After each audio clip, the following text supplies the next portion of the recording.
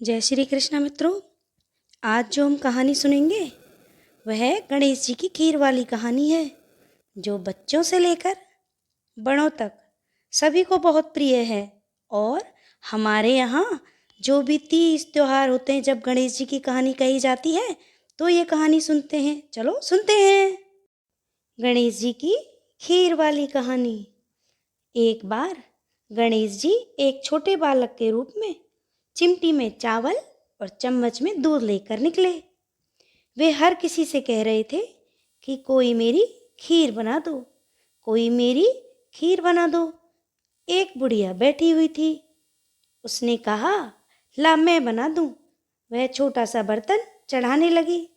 तब गणेश जी ने कहा कि दादी माँ, छोटी सी भगोनी मत चढ़ाओ, तुम्हारे घर में जो सबसे बड़ा बर्तन हो वही चढ़ा दो। बुढ़िया ने वही चढ़ा दिया। वह देखती रह गई कि वह जो थोड़े से चावल उस बर्तन में डाली थी वह तो पूरा भर गया है। गणेश जी ने कहा, दादी माँ, मैं नहा कर आता हूँ। खीर तैयार हो गई तो बुढ़िया के पोते पोती खीर खाने के लिए रोने लगे। बुढ़िया ने कहा, गणेश जी, तेरे भोग लगना कहकर चूल्हे में थोड़ी सी खीर डाली और कटोरी भर भर कर बच्चों को दे दी। बुढ़िया की पड़ोसन ऊपर से देख रही थी, तो बुढ़िया ने सोचा यह चुगली कर देगी, तो एक कटोरा भरकर उसे भी पकड़ा दिया। बेटे की बहू ने चुपके से एक कटोरा खीर खाई, कटोरा चक्की के नीचे छुपा दिया। अभी भी गणेश जी नहीं आए थे। बुढ़िया को भी भूख लग रही थी। वह भी एक कटोरा खीर का भरकर किवाड़ के पीछे बैठकर एक बार फिर कहा, गणेश जी, आपके आपके भोग लगे कहकर खाना शुरू कर दिया। तभी गणेश जी आ गए। बुढ़िया ने कहा, आजा रे गणेशा, खीर खा ले, मैं तो तेरी ही राह देख रही थी। गणेश जी ने कहा, दादी माँ, मैंने तो खीर पहले ही खा ली। बुढ़िया ने कहा, कब खाई? गणेश जी ने कहा, जब तेरे पोते पोती ने खाई तब खाई थी, जब तेरी पड़ोसन ने खाई तब खाई थी, जब तेरी बहू ने खाई तब खाई थी, और तूने खाई तो अब मेरा पेट पूरा ही भर गया। बुढ़िया ने कहा, बेटा, और सारी बात तो सच है, बहू बेचारी का तो नाम मत लो। वह तो सुबह से काम में लग रही है, उसने फिर कब खाई?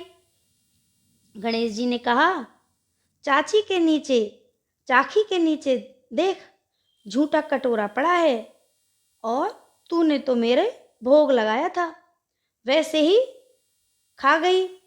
बुढ़िया ने कहा, बेटा, घर की बात है, घर में ही रहने दो। अब बताओ, बची हुई खीर का क्या करूं? गणेश जी ने कहा, नगरी को जमा दो। बुढ़िया ने पूरी नगरी जमा दी, फिर भी बर्तन पूरा ही भरा था। राजा को पता लगा तो बुढ़िया को बुलाया और कहा, क्यों रे बुढ़िया, ऐसा बर्तन तेरे घर पर सोवे, यानी अच्छा लगे, या हमारे घर पर सोवे? बुढ़िया ने कहा, राजा जी आप ले लो। राजा जी ने खीर का बर्तन महल में मंगा लिया। लाते ही खीर में कीड़े मकोड़े बिच्छू कंचले हो गए और दुर्गंध आने लगी। यह देखकर राजा ने बुढ़िया से कहा, बुढ़िया, बर्तन वापस ले जा, तुझे हमने दिया। बुढ़िया ने कहा, राजा जी, आप देते तो पहले ही कभी दे देते, यह बर्तन तो मुझे मेरे गणेश जी ने दिया है। बुढ़िया ने बर्तन वापस लिया।